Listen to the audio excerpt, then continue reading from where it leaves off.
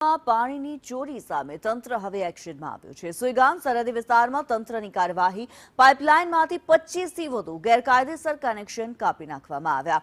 નવાપુરા, મોતીપુરા, બેણપ ગામોમાં તપાસ હાથ ધરવામાં આવી। નેસડા, ગોલ, કાણોઠી સહિતના ગામોમાં તપાસ કરવામાં આવી। પાણી પુરવઠા વિભાગ દ્વારા તાત્કાલિક કાર્યવાહી કરવામાં આવી।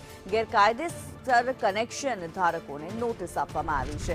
છેલ્લા 1 મહિનાથી પાણીની સમસ્યા યથાવત છે। ટેન્કર મારફતે પાણી પુરવઠો ચાલુ રાખવામાં આવ્યો છે।